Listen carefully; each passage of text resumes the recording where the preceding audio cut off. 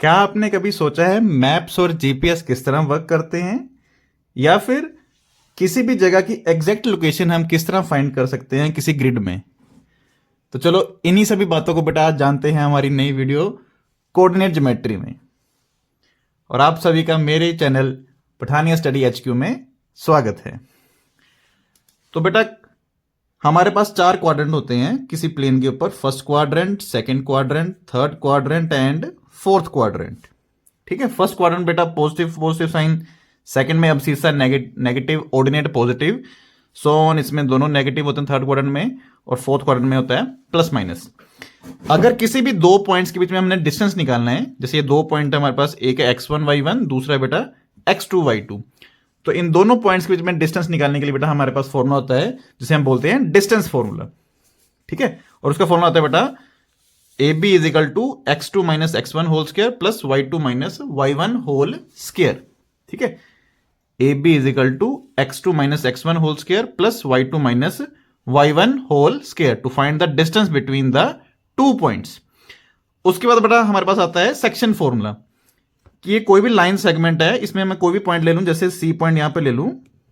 ठीक है, इसके कोऑर्डिनेट लिख दूं मैं x, y, और ये पॉइंट इन दोनों इस लाइन को m/n में डिवाइड कर रहा है अगर। ठीक है, जिस तरह पेन है, तो ये बेटा इसका छोटा हिस्सा है, ये वाला इसका बड़ा हिस्सा है, और ये वाला कोऑर्डिनेट इसे 2 रेशो में डिवाइड कर रहा है। ठीक है, तो ये स्मॉल वाली आ रही है, बिग वाली आ रही है। इसी तरह कोई पॉइंट सी इस लाइन सेगमेंट को m/n में डिवाइड कर रहे हैं, तो उस टाइम बेटा इस c को निकालने के लिए हमारे पास होता है, उसे बोलते हैं बेटा हम सेक्शन फॉर्मूला।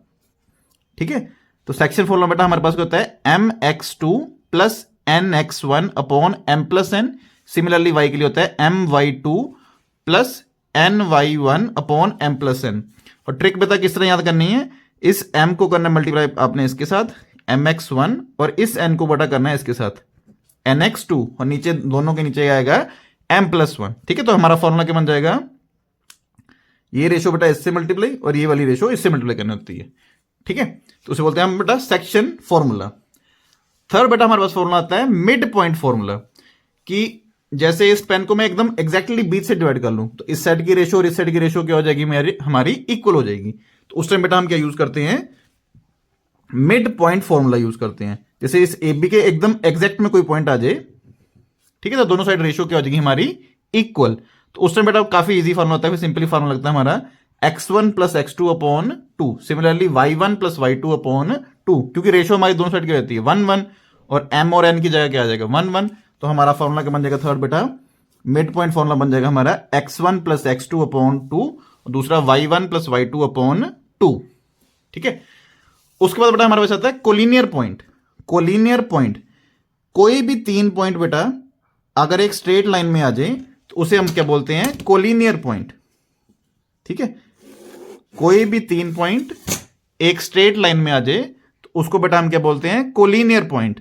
तो कोलिनियर पॉइंट बेटा हम कैसे प्रूव करते हैं, अब देखो ना, अगर ये 2 सेंटीमीटर है, 3 सेंटीमीटर है, और ये 4 सेंटीमीटर है, तो तीनों का सम मिला के इस पूरे पेन के बराबर आना चाहिए। ठीक है, इसी तरह अगर कोई भी पॉइंट्स 3 पॉइंट्स कोलिनियर है, तो बेटा sum of any 2 distance has to be equal to the third distance. ठीक है, जैसे ये ए बी और सी है, इस क्वेश्चन के अकॉर्डिंग बेटा हमारा क्या बनेगा, A B plus B C that is equal to A C. ठीक है, पहले ए बी पे डिस्टेंस फॉर्मूला लगाएंगे, फिर बी सी पे डिस्टेंस फॉर्मूला लगाएंगे, फिर ए सी पे डिस्टेंस फॉर्मूला लगाएंगे। तो A B plus B C has to be equal to A C. अगर ये कंडीशन सेटिस्फाई हो रही है then the points are collinear. ठीक है, sum of any 2 distance equal to the third distance. ठीक है, उसके बाद बेटा हमारे पास क्वेश्चन आता है कि हमें कोई फिगर गिवन होती है, उसके अकॉर्डिंग हमें बताना होता है कि वो शेप कौन सी बन रही है, कि हमारी ज्योमेट्रिकल फिगर कौन सी बन रही है।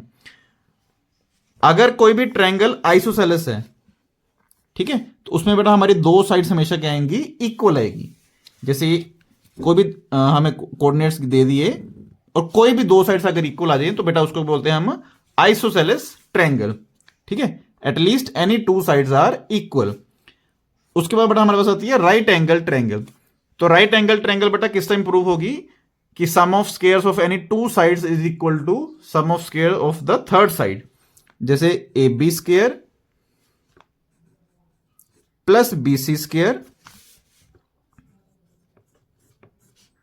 ये बेटा किसके इक्वल आ जाएगा हमारा, AC स्क्वायर के इक्वल आ जाएगा।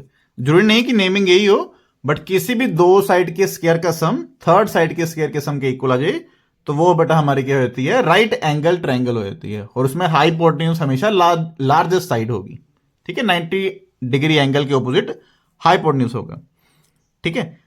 नेक्स्ट होती है बेटा हमारी क्वाड्रिलेटरल्स में सबसे पहली फिगर स्क्वायर। स्क्वायर बेटा कब होती है, जब उसकी चारों साइड्स इक्वल हो। और एक बात ध्यान रखना बेटा, चारों साइड्स नहीं प्रूव करनी होती, उसके साथ दोनों डायगोनल भी प्रूव करने होते हैं। अगर चारों साइड्स इक्वल आ रही हैं और दोनों डायगोनल्स इक्वल आ रही हैं तो बेटा वो क्वाड्रिलेटरल का आपकी क्या होगी, स्क्वायर होगी, ठीक है। If all the sides are equal and diagonals are also equal then the given quadrilateral is a square. Next बेटा हमारे पास आती है रोहम्बस। रोहम्बस में भी बेटा देखो क्या होती है, चारों साइड्स इक्वल होती हैं बट डायगोनल्स इक्वल नहीं होते, ठीक है, डायगोनल्स आर नॉट इक्वल। तो वो बेटा हमारी नेक्स्ट फिगर के बन जाएगी रोहम्बस, ठीक है। नेक्स्ट बेटा हमारे पास आती है रेक्टेंगल, ठीक है। जिस तरह इसमें क्या होता है, रेक्टेंगल में opposite sides are equal and diagonals are also equal. और ट्रिक याद रखना बेटा, स्क्वायर भी 90 डिग्री वाली होती है, रेक्टेंगल भी 90 डिग्री वाली होती है। तो 90 डिग्री वाले में आपके डायगोनल्स हमेशा क्या होंगे, इक्वल होंगे, ठीक है। नेक्स्ट फिगर बेटा हमारे पास आती है पैरेललोग्राम। पैरेललोग्राम में बेटा क्या होता है आपका, opposite sides are equal but diagonals are not equal, ठीक है। Opposite sides are equal but diagonals are not equal. और लास्ट बेटा हमारे पास आता है सेंट्रॉइड ऑफ ए ट्रायंगल, ठीक है। किसी भी ट्रायंगल में सेंट्रॉइड का फॉर्मूला क्या बनेगा, यहां पे कोऑर्डिनेट होंगे x1 y1, इस तरह x2 y2, और यहां पे बेटा थर्ड के कोऑर्डिनेट होंगे x3 y3। तो हमारे बेटा कोऑर्डिनेट ऑफ x और y क्या हो जाएगा, x1 plus x2 plus x3 upon 3। Similarly y का हो जाएगा बेटा y1 plus y2 plus y3 upon 3। अब बेटा आपको किसी भी क्वेश्चन में अगर इक्वी डिस्टेंस लिखा आ जाए, जैसे मैं लिखूं कि 2,3 is equi distance from x, 5 and 6, 9, then find the value of x। तो बेटा जब भी इक्वी डिस्टेंस वाला क्वेश्चन आ जाए तो आपको इस तरह करना है, जो भी इक्वी डिस्टेंस वाला पॉइंट है उसे यहां पे सब्स्टिट्यूट कर देना 2,3, और यहां पे बाकी दो रिमेनिंग पॉइंट्स लिख देना x, 5 एंड 2,3। इसको बेटा ए नाम दे दो, इसको बी नाम दे दो, इसको सी नाम दे दो। जो भी इक्वी डिस्टेंस वाला पॉइंट है बेटा उसको यहां पे लिख लिया, ठीक है। फिर इक्वी डिस्टेंस मतलब बेटा नाम से क्लियर हो रहा है इक्वी डिस्टेंस, जिनमें इक्वल डिस्टेंस हो। तो पहले बेटा आप ए बी पे डिस्टेंस फॉर्मूला लगाओगे, फिर आप ए सी पे डिस्टेंस फॉर्मूला लगाओगे, फिर दोनों को इक्वल कर दोगे, ठीक है। तो उससे आपका क्या आ जाएगा, रिक्वायर्ड आंसर आ जाएगा A B is equal to A C करके, whenever A is equi distance from remaining 2 points.